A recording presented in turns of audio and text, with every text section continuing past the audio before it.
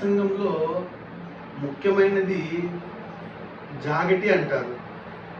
ఎందుకు ఈ జాగటి, ఒక దాసయ్య ఎందుకు ఈ జాగటి కొడతాడు అంటే, శ్రీమన్ మహావిష్ణువు తన దాసుడైన దాసయ్యలకి, అంటే ముద్రాధరణ కలిగిన వ్యక్తులకి ఒక వరం ఇచ్చాడు.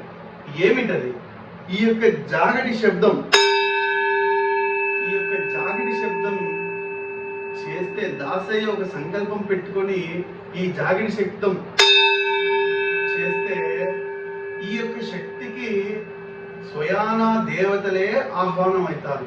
అంటే దాసయ్య శుభకార్యాలలో సంకల్పం పెట్టుకొని జాగటి కొడితే దైవ స్వరూపాలందరూ, తమ ఇంటి దేవుళ్ళందరూ ఆ దాసంగానికి ఆహ్వానం అయ్యి పూజని స్వీకరిస్తారు. అదే శ్రాద్ధ కార్యక్రమాల్లో గతించిన వారి పేరు చెప్పి దాసయ్య జాగిడి కొడుతూ గోవింద చెబితే, శ్రాద్ధ కార్యక్రమాల్లో గోవింద చెబితే జాగిడి కొడుతూ పితృదేవతలు ఆహ్వానం అవుతారు. వారి కుటుంబంలో ఉన్న పితృదేవతలందరూ ఆ యొక్క కార్యక్రమానికి ఆహ్వానమయ్యి తమ యొక్క ఆతిథ్యాన్ని స్వీకరిస్తారు. అందుకే ఈ జాగటి చాలా పవిత్రమైనది.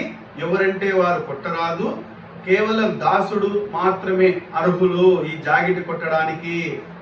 మరలా దేవస్థానాలలో వైష్ణవులు అర్హులు ఈ జాగిటి కొట్టడానికి. ఓం నమో